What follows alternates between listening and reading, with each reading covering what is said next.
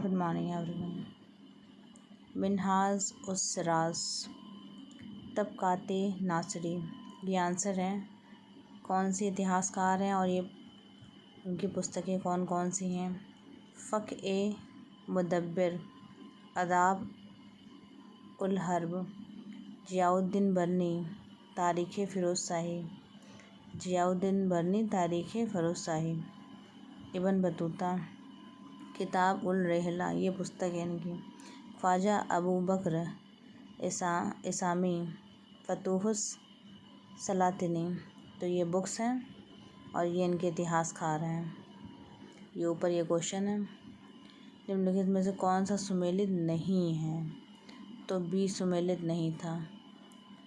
फ़क़ ए मुदब्बिर, फतूहुस सलातनी, ये इससे रिलेटेड नहीं है। बाकी इसका आंसर मैंने आपको बता ही दिया। आईने अकबरी की विषय वस्तु क्या है? आईने अकबरी के लेखक अबुल फजल थे। इस पुस्तक की विषय वस्तु अकबर का प्रशासन है तथा इसका वर्णन बहुत बेहतर तरीके से किया गया। किस राज्य में द्वि सदनात्मक विधानमंडल है? डी बिहार राज्य। भारत के मात्र 7 राज्यों में द्वि सदनात्मक विधानमंडल स्थित हैं। ये राज्य हैं उत्तर प्रदेश, बिहार, जम्मू कश्मीर, कर्नाटक, महाराष्ट्र, आंध्र प्रदेश, तेलंगाना। कुणबी के रूप में जाने जाते हैं। कुणबी के रूप में कौन जाना? मराठा कृषक योद्धा। कुणबी के रूप में मराठा कृषक योद्धा जाने थे। मराठा कृषक योद्धा कुणबी के रूप में जाने जाते थे। संविधान के किस भाग को कल्याणकारी राज्य की अवधारणा को महत्व दिया गया है? नीति निर्देशक तत्व। संविधान में कल्याणकारी राज्य की अवधारणा में नीति निर्देशक तत्व में प्रदर्शित होती है। किस प्रकरण में उच्चतम न्यायालय ने मूल ढांचा सिद्धांत को सर्वप्रथम प्रतिपादन किया है? केशवानंद भारतीय प्रकरण 1973 में उच्चतम न्यायालय द्वारा संविधान के संबंध में मूल ढांचे का सिद्धांत दिया गया। इस सिद्धांत के अनुरूप संविधान संशोधन किया जा सकता है, परंतु संविधान की मूल भावना में कोई परिवर्तन अस्वीकार्य है। तो मूल भावना में परिवर्तन अस्वीकार्य है। केशवानंद भारती के प्रकरण में 1973 में उच्चतम न्यायालय द्वारा संविधान के संबंध में मूल ढांचे का सिद्धांत दिया गया है। केशवानंद भारती प्रकरण, इस सिद्धांत के अनुसार संविधान में संशोधन किया जा सकता है, परंतु संविधान के मूल भावना में कोई परिवर्तन अस्वीकार्य है।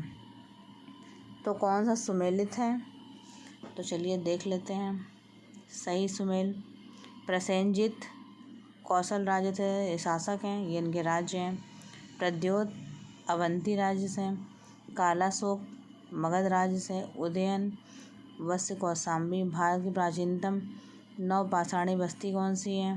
डी मेहरगढ़। भारत की प्राचीनतम नवपाषाणी बस्ती के साक्ष्य मेहरगढ़ से मिलते हैं। यह पाकिस्तान के बलूच प्रांत में बोलन दर्रे के निकट स्थित है।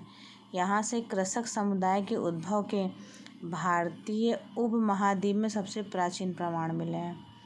निम्न में से किसका उद्देश्य भारत को एक संघीय ढांचा प्रदान करना है? भारत का अधिनियम 1935 का उद्देश्य भारत को संघीय ढांचा प्रदान करना है। इस अधिनियम के द्वारा केंद्र में द्वैध शासन की स्थापना हुई। निम्न में से कौन सा कथन सामाजिक विज्ञान के संदर्भ में गलत है? सामाजिक विज्ञान की प्रकृति वैज्ञानिक होती है, भले ही इस विषय का प्रतिपादन मनुष्य ने किया है। सामाजिक विज्ञान की प्रकृति वैज्ञानिक होती है। फैंसी ऑप्शन सही है। तो लोकसभा निर्वाचन क्षेत्र का भूभाग निर्धारित किया जाता है।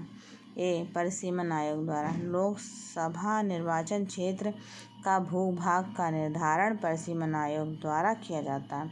परिसीमन आयोग को भारतीय सीमा का आयोग भी कहा जाता है। परिसीमन आयोग का अर्थ किसी भी देश या प्रांत में निर्वाचन क्षेत्र की सीमाओं का पुनः निर्धारण है।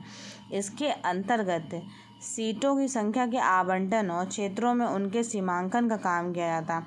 संविधान के अनुच्छेद 82 के अनुसार सरकार का हर एक दशक 10 साल के बाद परिसीमन आयोग का गठन कर सकती है। सर्वप्रथम 1952 में परिसीमन आयोग का गठन किया गया।